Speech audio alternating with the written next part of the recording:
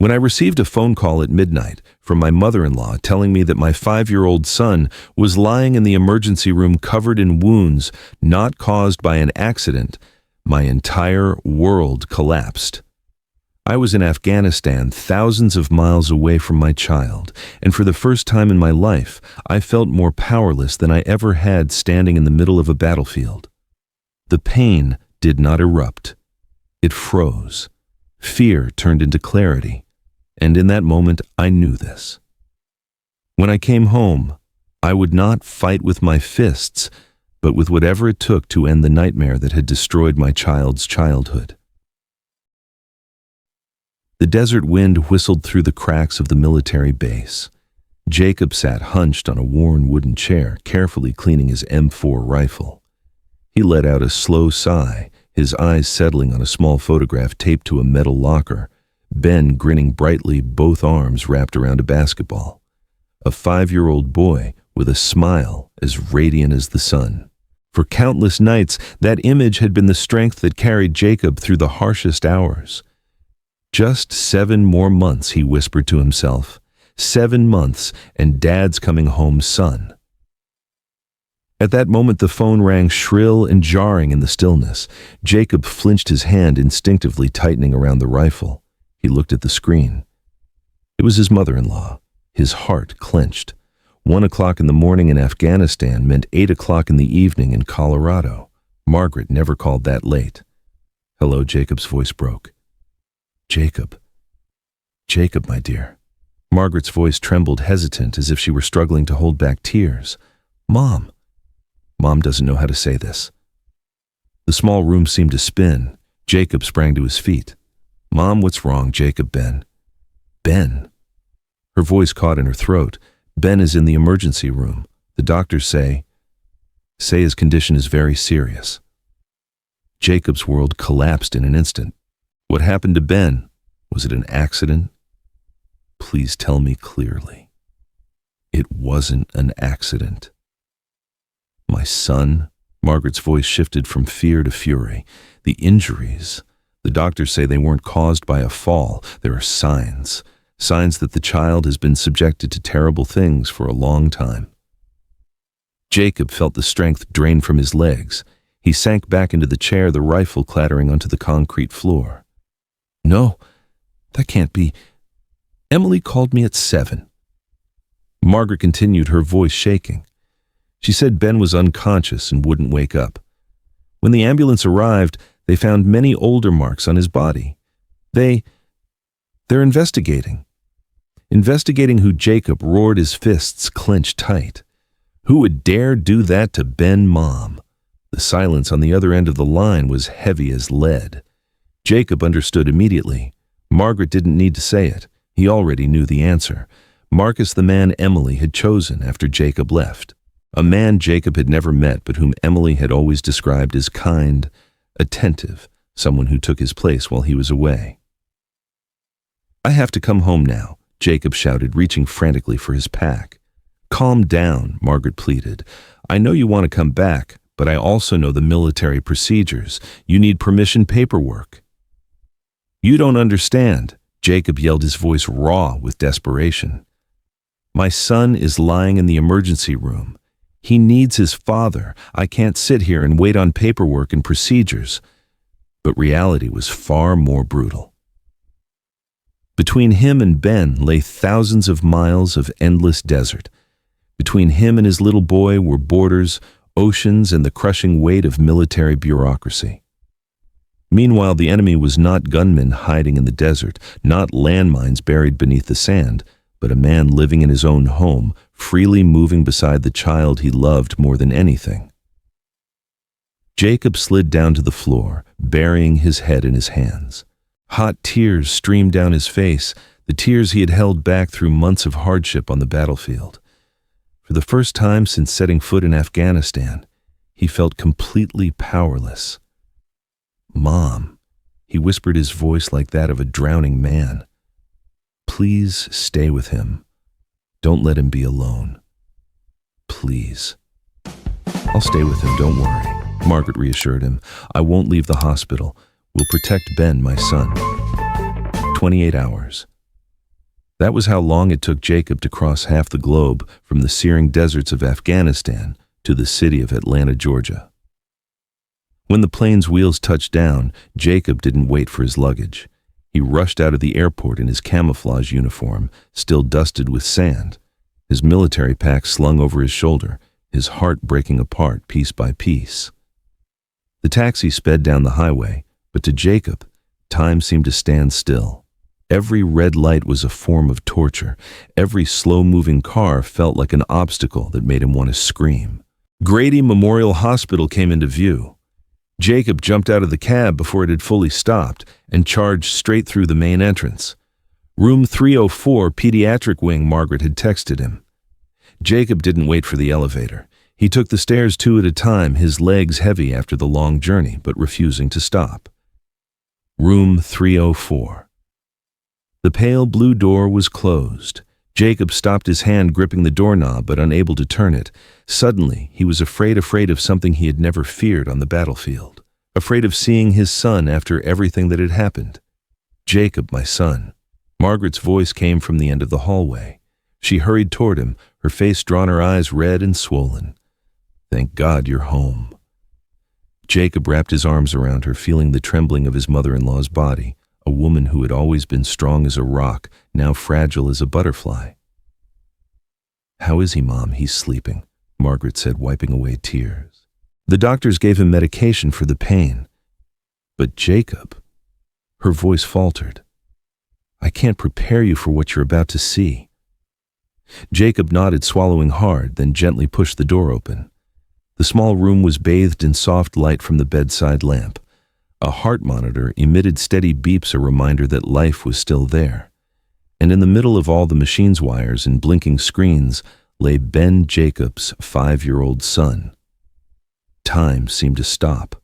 Ben lay dwarfed by the large hospital bed, his small body covered in white bandages and padding. His left arm was immobilized in a splint from wrist to elbow. His little face, once always radiant, was now pale, his cheeks sunken. Faint bruises circled his neck and arms, marks left behind by the dark storms he'd been forced to endure. Jacob felt the strength drain from his legs. He staggered to the bedside and sank to his knees, his trembling hand resting on his son's, so small, soft, and warm, yet frighteningly weak. "Ben. Ben, my boy." The child didn't respond. His breathing was light and steady, but even in sleep, Jacob could see tension around the corners of his eyes and mouth, as if Ben couldn't escape his painful memories even in rest. The door opened, and a doctor stepped in, a middle-aged man in a white lab coat with black-rimmed glasses. "Are you Ben's father?" Jacob stood up and quickly wiped away his tears. "Yes. I'm Jacob Turner. I'm Dr. Harrison," the man said, shaking Jacob's hand. "I'm very sorry about your son's condition. We've done everything we can to stabilize him." How serious is his condition?" Jacob asked, his voice shaking. Dr. Harrison opened the medical chart, his expression grave. "Your son has a hairline fracture in his left arm. In addition, there are multiple older injuries that have healed, but left visible marks, bruising around the neck and arms, and several abrasions on his back. I need to be honest with you, these injuries are not consistent with a typical accident. They indicate repeated trauma over an extended period of time." The words pierced Jacob's heart like knives. Repeated. "I filed a report with Child Protective Services," the doctor continued. "They will be conducting an investigation. But the most important thing right now is ensuring your son's safety and recovery. Physically, he should heal. But emotionally..." He paused, looking at Jacob with deep compassion. "He's going to need a great deal of love and patience." Jacob nodded, his jaw clenched tight. He said nothing, but in his deep blue eyes, something had changed. The panic was gone. The tears were gone. In their place was a cold, focused resolve, the gaze of a soldier who had identified his target. The enemy was no longer hidden. The enemy had revealed himself, and Jacob knew exactly what his next mission would be. The taxi pulled to a stop in front of the familiar house on Maple Street, a 2-story home painted light blue with a white fence that Jacob had repaired himself before deploying. The lawn was now overgrown, untended. The flower pots Emily once loved had withered away. Everything looked the same on the surface, yet the soul of the house had changed, like a body still breathing but no longer alive. Jacob pushed the door open and stepped inside, frowning with the unsettling feeling of being an intruder in his own home. "Emily," he called out, his voice echoing through the empty space. There was no answer, but from upstairs came the sound of heavy footsteps. Jacob turned toward the staircase, and for the first time, he saw him, Daniel Marcus. The man was about 35, tall and broad-shouldered with slicked-back black hair. He wore a tight black t-shirt, ripped jeans, and expensive sneakers. His angular face was framed by a neatly trimmed beard, but it was his eyes, those dark brown eyes, that gave off something cold and arrogant.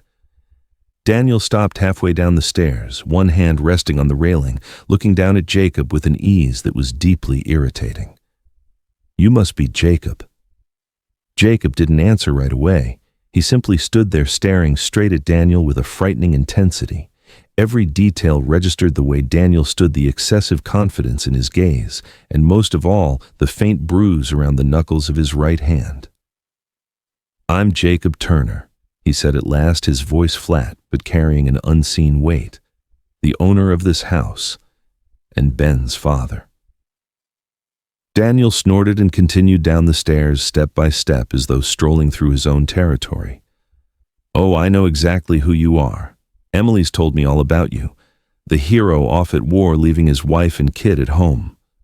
His tone dripped with mockery. A surge of fire rose deep inside Jacob. His hands clenched into fists, the knuckles creaking. But he didn't move. "Not yet." "I'm here to get my son's things," Jacob said, keeping his voice under control. "He needs clothes, toys, and other personal items." Daniel stopped, standing just a few steps away. "The kid's pretty clumsy, you know. The other day he ran into the yard, fell, and broke his arm. I've told Emily plenty of times he needs to be taught to be more careful." The world around Jacob seemed to slow to a crawl. Every word in Daniel's sentence echoed in his head like thunder. "Fell," Jacob repeated hoarsely. "The doctor said Ben's injuries weren't caused by a fall." Daniel shrugged, his indifference bordering on provocation. "Doctors can say whatever they want. They weren't here. They don't know what really happened. I was here taking care of your family every day." Something exploded inside Jacob, not from the outside, but from within. He could end it right now. One swift move, one decisive grab, and the man in front of him would no longer be a threat. But then Ben's image flashed through his mind, his small body lying in a hospital bed, fragile, in need of a father who didn't act on blind instinct, but one strong enough to do what was right. Jacob took a deep breath and slowly unclenched his fists. "I don't believe a single word you've said," he replied, his voice icy. "But I'm not someone who acts rashly. Child Protective Services is investigating. The truth will come out, and when it does, you'll face the consequences." Daniel laughed loudly, a hollow, mocking sound that echoed through the living room. "An investigation? My dear Mr. Turner, I haven't done anything wrong. And you're the one who left his wife and child to go off to war. Who do you think people are going to side with?" Jacob didn't respond. He simply walked past Daniel, shoulder brushing hard against his, a collision strong enough to send a clear message. Then he headed upstairs, each step heavy as if climbing a mountain covered in thorns. Ben's room was exactly as it had been the day Jacob left. A small bed with blue superhero-themed sheets, a bookshelf filled with comic books. In the corner, a toy chest packed with Cars dolls and Lego bricks. Jacob knelt down, his hands trembling as he opened a drawer and took out the tiny clothes, Ben's favorite t-shirt, a pair of short socks decorated with dinosaurs. Among the toys, he noticed a small sketchbook, the notebook Ben used for drawing. Jacob opened it, and his heart shattered. The drawings were those of a 5-year-old child, but instead of cheerful scenes, there were chaotic lines, dark clouds, and a large figure standing over a much smaller one. Jacob clutched the sketchbook to his chest, tears streaming down his face. "I'm sorry, my son. I'm so sorry I wasn't there for you." From downstairs, Daniel's mocking laughter could still be heard, a reminder that the battle wasn't over. But Jacob knew one thing with absolute certainty: he couldn't solve this with his fists. He needed something stronger: reason, evidence, and justice. Jacob found Emily in the master bedroom, the room that had once been their sanctuary, where they shared dreams of the future, of a happy family. Now it felt foreign, filled with things that no longer belonged to him. Emily sat curled up on the edge of the bed, her arms wrapped around her knees, her blonde hair disheveled and falling over her face. She wore an oversized sweater, the long sleeves covering her hands. When she heard his footsteps, she looked up, and Jacob froze at the sight of the woman he had once loved. Emily was no longer the bright, radiant woman he had proposed to 7 years earlier. Her blue eyes, once sparkling, were now ringed with dark circles, swollen and red from crying. Her cheeks were hollow, her lips dry and cracked. But what broke Jacob's heart most was her gaze, the look of someone who had lost all hope, who had surrendered the fight. "Jacob," Emily whispered, her voice trembling. "You're home." Jacob closed the bedroom door and stepped closer, but he did not sit down. He stood there looking down at his wife with a coldness he barely recognized in himself. "You need to tell me the truth, Emily. All of it." Emily shook her head, tears streaming down her face.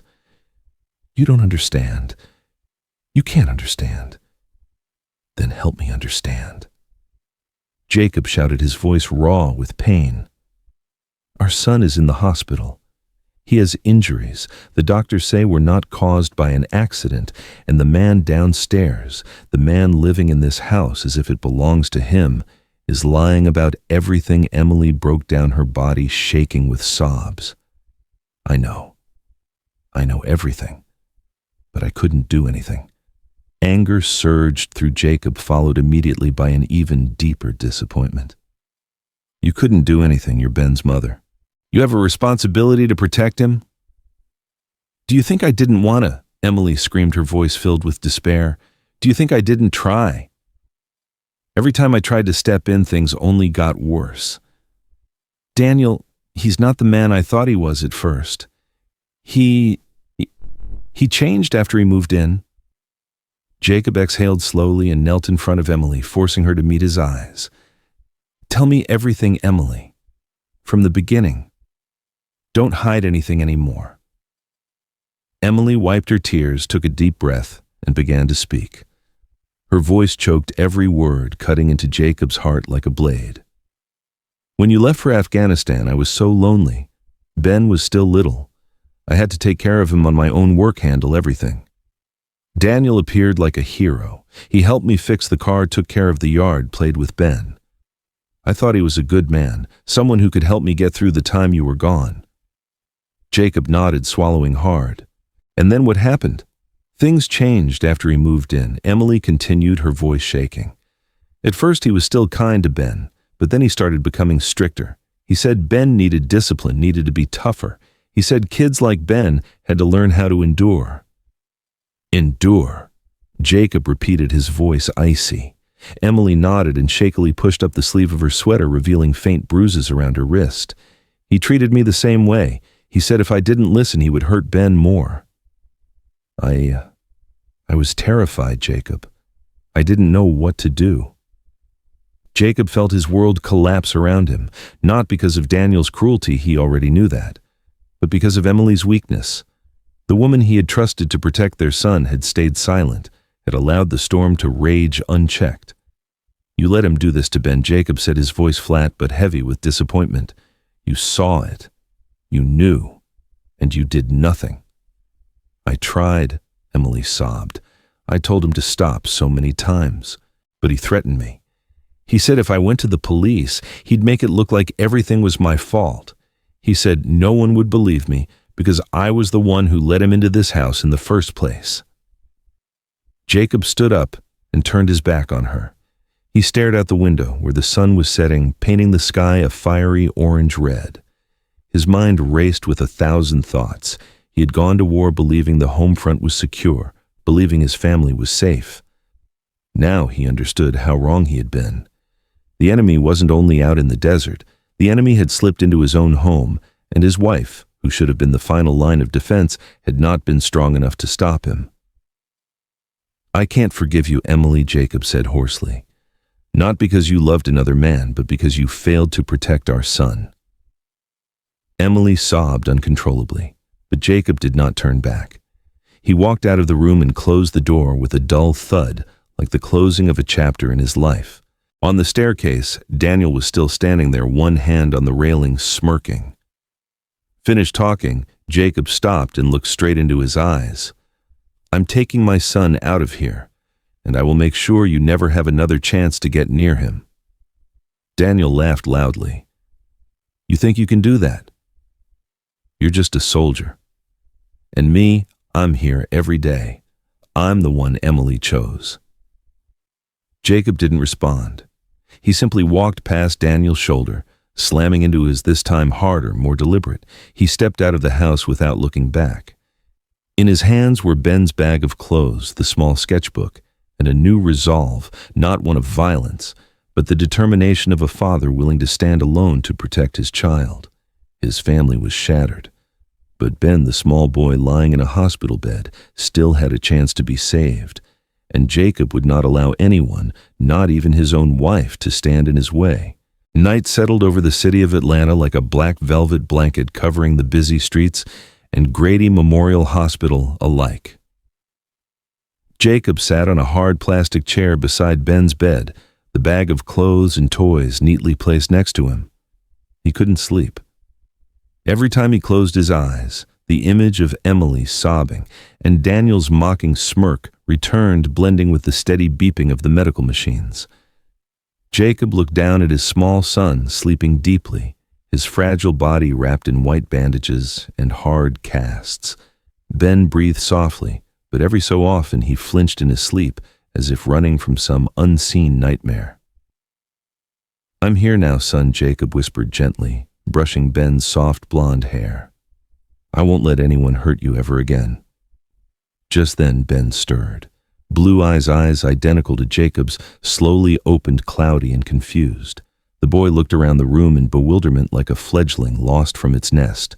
When his gaze settled on the figure of the man sitting beside the bed, his small body suddenly tensed. Jacob recognized it instantly, the instinctive fear in his son's eyes. Ben didn't recognize him, or worse, he was afraid of any adult who came near him. "Ben, my boy," Jacob whispered, his voice trembling. "It's Daddy. I'm here." Ben didn't answer. He just stared, his eyes filling with tears, his lips quivering. Tears rolled down his small cheeks, not loud sobs, but the quiet, aching silence of a child who had learned not to cry out. Jacob's heart shattered. He understood now Ben had been through more than any 5-year-old should ever have to endure. The boy had lost his trust in the world and adults, perhaps even in his own father. "I know you're scared," Jacob said softly, his voice like a gentle breeze. "I know bad things happen to you, but you have to trust me. I came back to protect you. I won't let anyone hurt you again." Jacob slowly rose from the chair and knelt on the floor, lower than the bed below Ben's eye level. It was something he had learned during training. If you want to convey safety, make yourself small, non-threatening. "Look at me," Jacob whispered, reaching out his hand but not touching Ben. "I'm Jacob, your dad. I had to go far away, but I'm home now, and I promise you I'll stay with you, protect you, and never let anyone make you sad again." Ben looked down at Jacob's large hand, rough and calloused, yet the same hand that had once lifted him high into the air held him through stormy nights and soothed him whenever he cried. In the haze of his memories, something familiar surfaced, the scent of his father, the warm, steady voice, the eyes filled with love. "Daddy." The word came out softly, fragile as a bird's song. Tears streamed down Jacob's face, but he pressed his lips together, refusing to let a sound escape. "That's right, son. It's Daddy." Ben slowly reached out his tiny, fragile hand, wrapped in bandages and IV lines. He placed it in Jacob's hand, and in that moment, something miraculous happened. Ben squeezed not hard, but firmly enough to send a message. I trust you. Warmth flooded through Jacob's body. I promise you, Jacob said, his voice steady. Ben nodded slightly, his clear blue eyes meeting his father's with a newly kindled trust. Will you stay with me? I'll stay. Jacob replied, lifting his son's hand and pressing it gently to his cheek. I'm not going anywhere. In that small hospital room beneath dim lights and the steady rhythm of machines, a small flame was lit, the flame of hope. Jacob realized that his battle was no longer about revenge against Daniel, nor about anger toward Emily. His fight now was about rebuilding a future for the small boy lying before him, a future where Ben could laugh, play, and grow up without fear. I love you, Ben, Jacob whispered carefully, holding his son, mindful of the injuries in the tubes. And I'll prove to you that my love is stronger than anything. Ben rested his head against his father's shoulder, letting out a soft sigh of relief.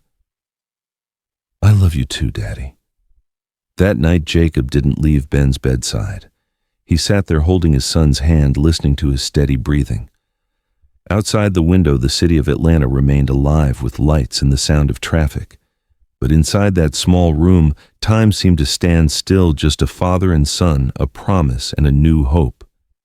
Jacob knew the road ahead would not be easy. He would have to face the legal system, bureaucratic obstacles, and people who might doubt his story. But now he was no longer fighting alone. He had Ben, his son, who trusted him, who held his hand. And that was all he needed to go on. The Fulton County Courthouse stood in the heart of Atlanta like a monument to justice. Jacob entered the courtroom wearing his neatly pressed military uniform, the medals arranged precisely on his chest. He had not chosen to wear a suit like everyone else. He wanted the court and Daniel to see clearly who he was, a soldier who had once defended his country, and a father now defending his son. Inside the spacious courtroom, Jacob took a seat in the front row beside his attorney, Sarah Mitchell, a middle-aged woman with sharp eyes and 20 years of experience advocating for abused children. Across the aisle, Daniel sat next to his defense attorney, his face no longer carrying its former arrogance. He wore a well-tailored black suit, but his eyes were anxious, his hands clenched tightly together. Margaret sat directly behind Jacob, her hand gripping her son-in-law's shoulder as if to pass him strength. Emily sat several rows back, her face pale, her eyes fixed downward, unable to look at Jacob, unable to look at Daniel, staring only at her trembling hands. All rise. The bailiff announced, his voice echoing through the room.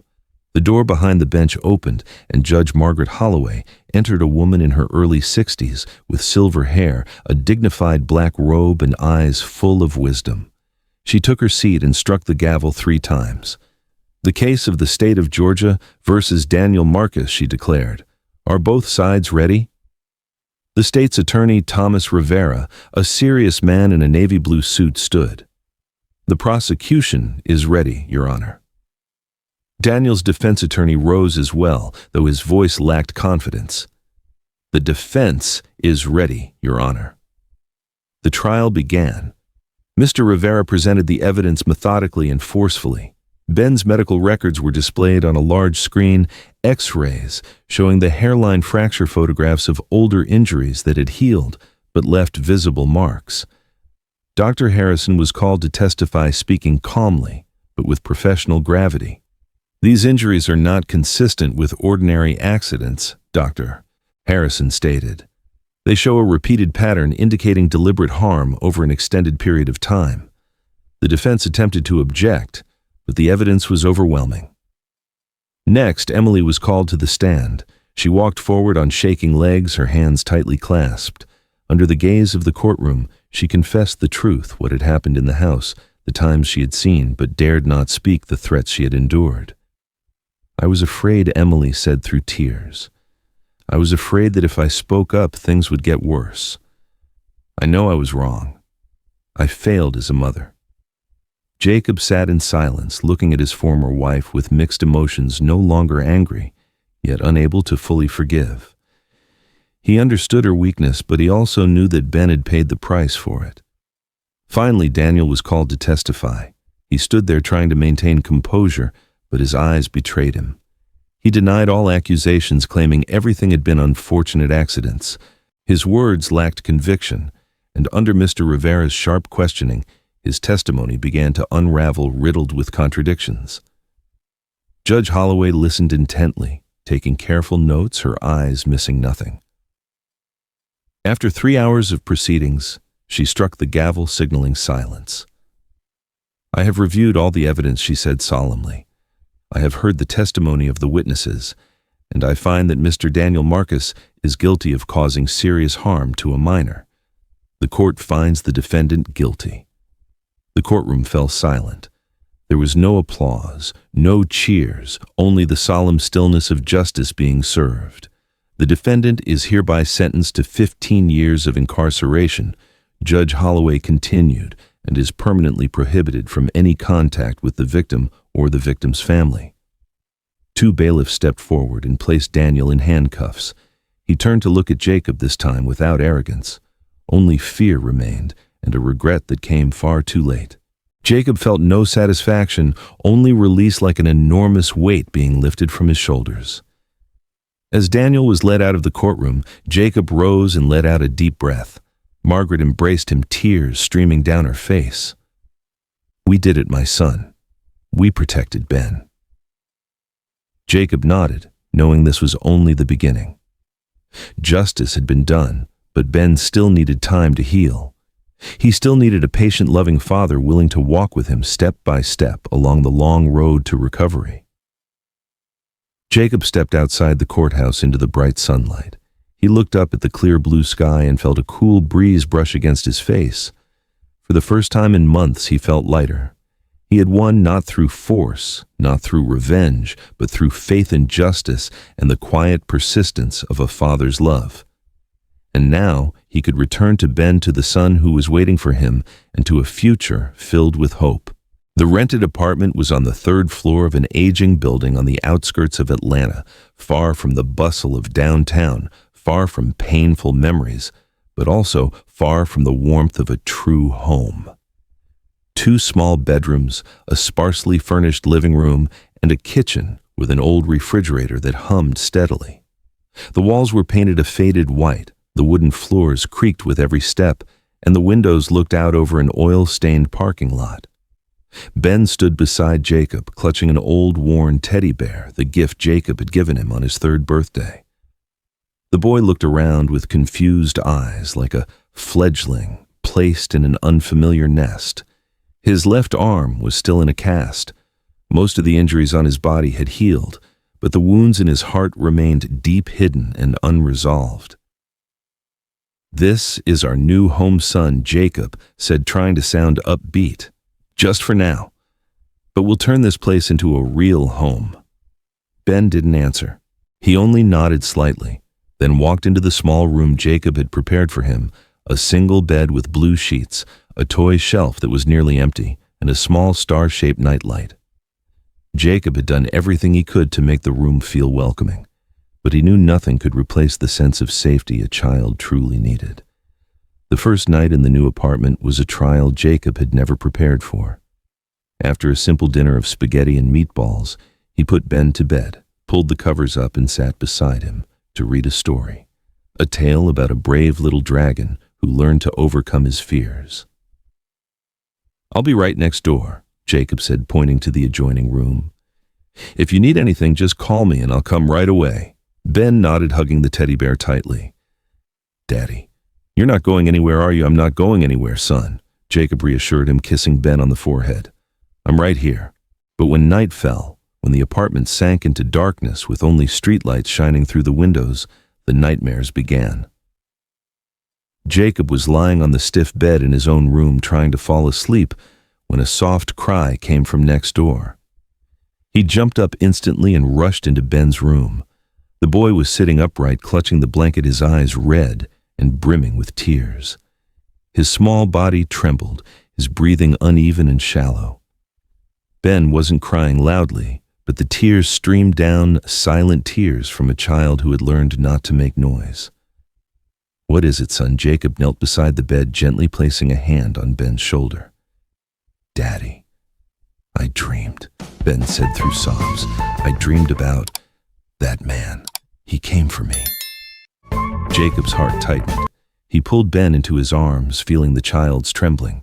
No one is coming for you. That man isn't here anymore. I made sure he can't hurt you again. But Jacob's reassurance wasn't enough to chase the nightmares away.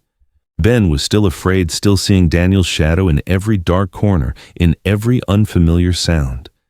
And when the fear became too much, his body reacted on instinct. The blanket was soaked, and Ben broke down, crying. Daddy, I'm sorry.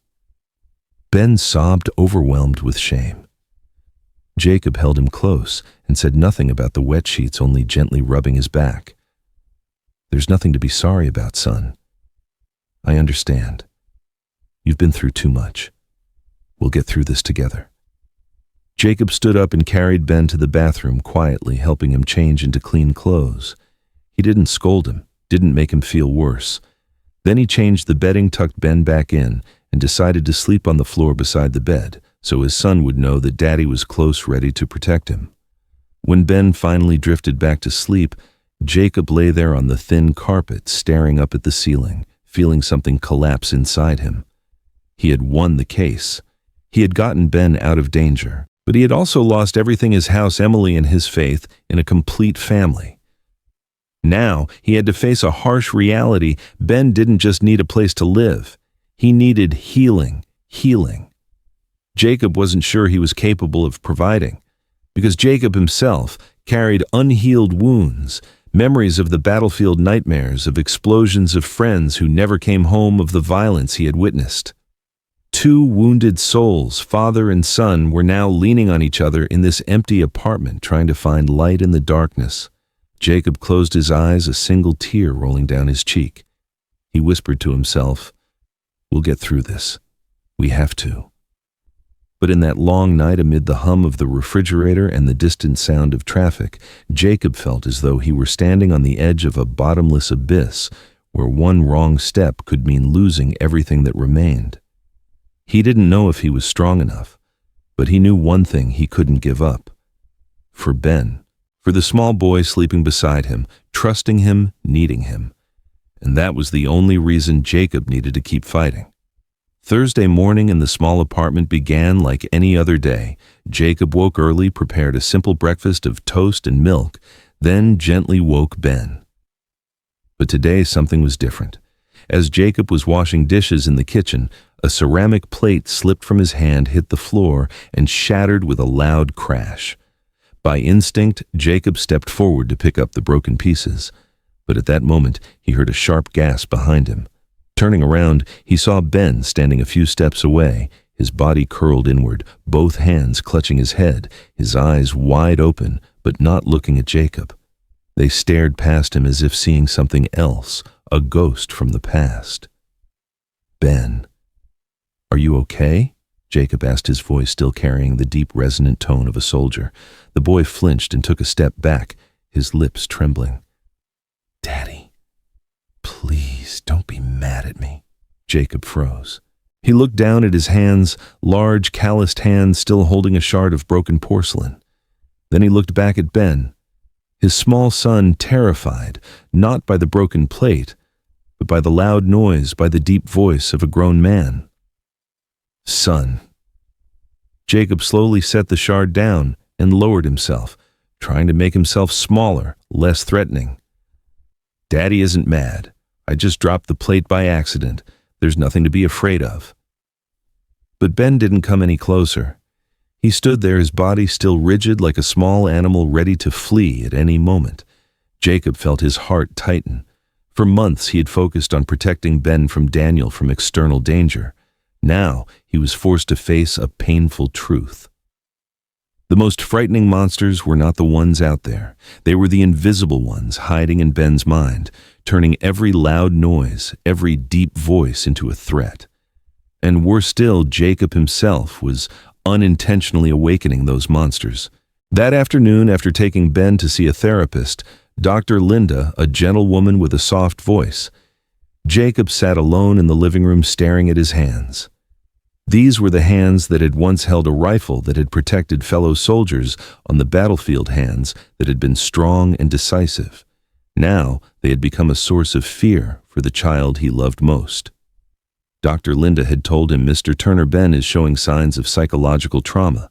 He's sensitive to loud noises, deep voices, sudden movements.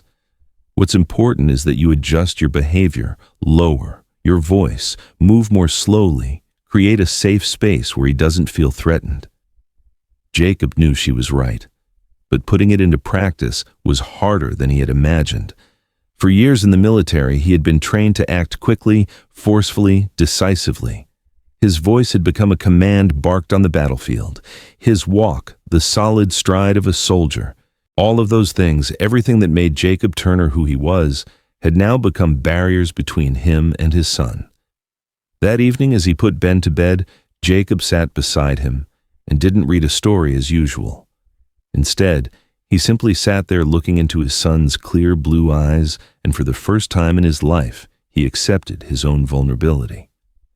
"Son," Jacob said, his voice softer than he had ever heard it. "Daddy wants to apologize to you." Ben looked up confused. "Apologize for what, Daddy? For scaring you?" Jacob continued, swallowing hard. "I know my voice is loud, my steps are heavy, and sometimes I move too fast. I didn't realize those things frightened you. But from now on, I'll try to change. I'll speak more softly, move more slowly, and do everything I can to help you feel safe."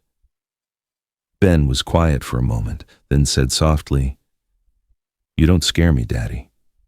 I just remember the bad things whenever I hear loud noises."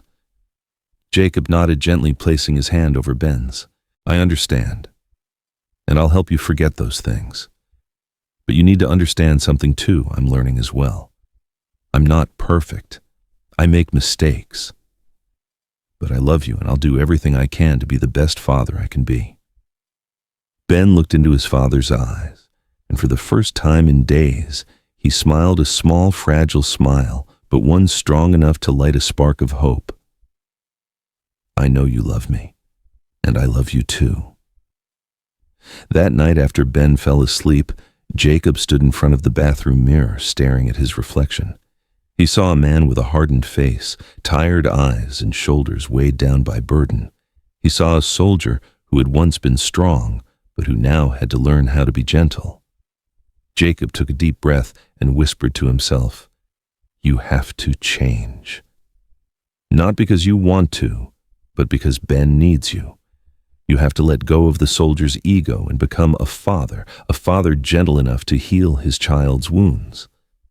And from that night on, Jacob began the journey of change. He practiced speaking more slowly, more quietly. He practiced walking more lightly, moving with care. Every morning before waking Ben, he reminded himself, "Today, be a gentle father." It wasn't always easy. There were times he forgot, times when the soldier's instincts rose up.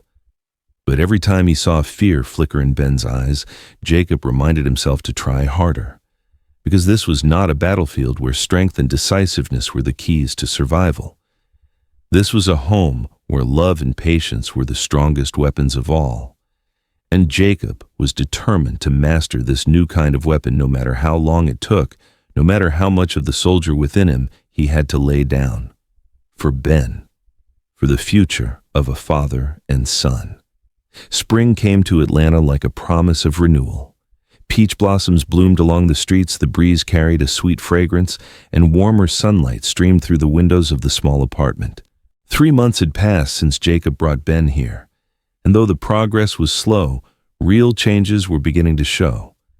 On a Saturday morning, Jacob and Ben sat on the living room floor with a pot of soil, a few cherry tomato seeds, and a gardening guidebook.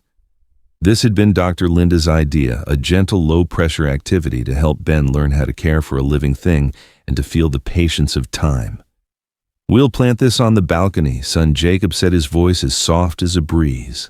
"Every day we'll water it and we'll watch it grow."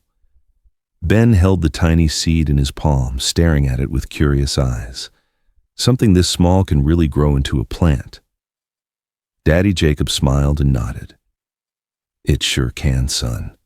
Just like you. You were tiny once too, but now you've grown, and you'll grow even more stronger and stronger."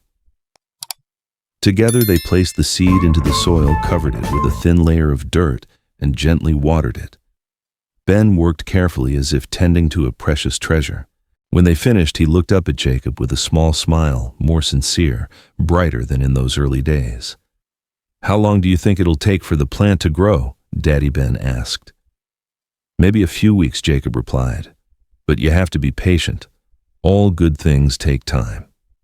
That afternoon, Jacob took Ben down to the building's shared courtyard, a small space with a few stone benches, a patch of green grass, and an old basketball hoop. Jacob held a small basketball, the one he had bought for Ben last year, but had never had the chance to play with him. "Do you want to shoot some hoops with me?" Jacob asked, his voice hopeful. Ben hesitated, looking at the ball with caution. Memories of Daniel yelling when he played ball still lingered in his mind. But when he looked into his father's eyes, eyes filled with love and patience, Ben slowly nodded. Jacob started gently. He stood just a few steps away, tossing the ball lightly, not hard, not fast, just enough for Ben to catch. Ben tried lifting his small hands, and for the first time he caught the ball. His eyes lit up. "You did it," Jacob exclaimed, clapping his hands. "Great job." Ben laughed and tossed the ball back, but it veered off to the left. Jacob deliberately ran after it in an exaggeratedly clumsy way, then pretended to trip and fall onto the grass with an over-the-top oof. And then something wonderful happened. Ben burst out laughing, a clear, joyful laugh that echoed across the courtyard. Not a forced laugh, not a polite smile, but the genuine laughter of a child who was truly happy. Jacob lay on the grass, staring up at the blue sky, tears streaming down his face, this time tears of happiness. He had waited 3 months for this moment. He had wondered whether Ben would be able to heal, whether his son would ever find joy again. And now the answer was right there. "Daddy, are you okay?" Ben ran over worried. Jacob sat up and pulled Ben into his arms. "I'm fine, son. I'm just happy to see you laugh." Ben rested his head on his father's shoulder, letting out a relieved sigh. "I'm happy too, Daddy." That evening, after putting Ben to bed and reading a story as usual, Jacob sat alone in the living room, gazing out the window as moonlight fell over the city. He thought about Emily, the woman he had once loved, Ben's mother. He thought about the months filled with anger, resentment, and pain. But now the anger had eased. Jacob realized that holding on to resentment only brought more suffering to himself and to Ben. Emily had made a terrible mistake, but she had also been someone who was frightened, weak, and unsure how to protect her child. Jacob took a deep breath and whispered to himself, "I forgive you. Not because you deserve forgiveness, but because I need to free myself. I can't raise Ben with a heart full of hatred. I have to let go." In that moment, an invisible weight lifted from Jacob's shoulders. He felt lighter, freer. He understood that true strength wasn't found in clinging to the past or holding on to pain. True strength lay in letting go, forgiving, and moving forward. The following weeks passed with small but meaningful moments. Ben began to talk more, laugh more, and sleep better. He still had occasional nightmares and was still startled by certain noises, but the frequency had clearly decreased. One morning, as Jacob and Ben were watering the pot on the balcony, a tiny green sprout broke through the soil. Ben squealed with delight, pointing at it. "Daddy, look, it's growing. Our plant is growing." Jacob knelt down and hugged Ben, looking at the young sprout, a symbol of patience, care, and hope. "That's right, son. Just like I told you, good things take time." And we waited patiently. Ben nodded, smiling brightly. "Daddy, do you think I can grow up strong like this plant?" Jacob looked into his son's clear blue eyes, his heart filled with pride. "You won't just grow up strong, son. You'll grow up to be a kind, patient, loving man. Because you've learned the most important lesson in life, that true strength isn't about never falling down, but about getting back up every time you do." Ben hugged his father tightly, and in that moment, under the warm spring sunlight, father and son found peace, a peace earned through many tears, much patience, and deep love. and Jacob knew the journey was still long. But now he was no longer afraid, because he had learned that gentleness, patience, and love are the most powerful weapons in the world. On the first Saturday morning of June, the sky over Atlanta was a clear, cloudless blue. The baseball field at Lincoln Park was filled with the sounds of children laughing and parents chatting, sounds of ordinary life, of families savoring simple yet precious moments. Jacob stood by the fence, holding Ben's small baseball cap in his hand, watching the field. Ben wore his blue Little League uniform number 7 on his back, the lucky number he had chosen himself. He stood on the pitcher's mound, glove in hand, his eyes focused on his teammate waiting at first base. 6 months had passed since Jacob brought Ben to the small apartment. 6 months filled with countless challenges, tears, and also moments of quiet sweetness. And now, seeing Ben standing on the baseball field with confidence, Jacob felt his heart overflow with pride. The coach blew the whistle. The game began. Ben received the ball from a teammate, turned and threw it toward first base. The ball flew straight and true, and the first baseman caught it cleanly. The crowd applauded and cheered. Jacob clapped as well, laughing out loud. "Great job, Ben," he shouted, his voice full of excitement. Ben turned and waved at his father, a radiant smile on his face. There was no fear, no shrinking back, just a 6-year-old boy enjoying his childhood. In the crowd, Jacob noticed a familiar figure standing at a distance, Emily. She wore a light-colored cardigan, her hair neatly tied back, her eyes fixed on the field with longing and regret. She didn't dare come closer, only stood there from afar, watching the child she was no longer allowed to raise. Jacob looked at Emily for a moment, then gave a small nod, a gesture, acknowledging her presence, a quiet sign of forgiveness. Emily wiped away her tears, nodded back, and then turned to leave. Jacob knew the road ahead for Emily would be long, but at least now she was trying attending counseling, working to heal herself so that one day she might return to the role of a mother. The game ended in a victory for Ben's team. The boy ran toward Jacob, both arms raised high, his eyes shining like stars. "Dad, did you see that I threw the ball right?" Jacob knelt down and wrapped Ben tightly in his arms, feeling the warmth of the small body, the scent of sweat and fresh grass, and the breathless joy in his son's laughter. "I saw it, son. You did amazing. I'm so proud of you." Ben rested his head on his father's shoulder, sighing happily. "Dad, I love you so much. I love you too." "Ben," Jacob whispered, his voice thick with emotion, "more than anything in this world." That evening, after putting Ben to bed and reading a story as usual, Jacob sat at the small desk in the living room, opened his laptop, and began to write a letter to Sarah Mitchell, the social worker who had walked alongside them for the past 6 months. This was the final letter in the case file, a letter that summed up their journey. "Dear Ms. Mitchell, I am writing this letter not only to report on Ben's current condition, but also to share with you what I have learned along this journey. 6 months ago, when I returned from Afghanistan, I thought of myself as a soldier, a man who was strong, decisive, ready to fight any enemy. I believed strength lay in fists, in toughness, in confrontation and victory. But Ben taught me a far greater lesson. He showed me that true strength is not about never falling down, but about standing back up after every fall. True strength does not lie in a loud voice, heavy footsteps, or military bearing. It lies in patience, gentleness, and unconditional love. I am no longer Sergeant Jacob Turner. I am Ben's father, and that is the title I am most proud of in my life. Ben is much healthier now. He still has occasional nightmares and still startles at loud noises, but the frequency has decreased significantly. He has begun to relearn how to trust, how to love, and how to laugh.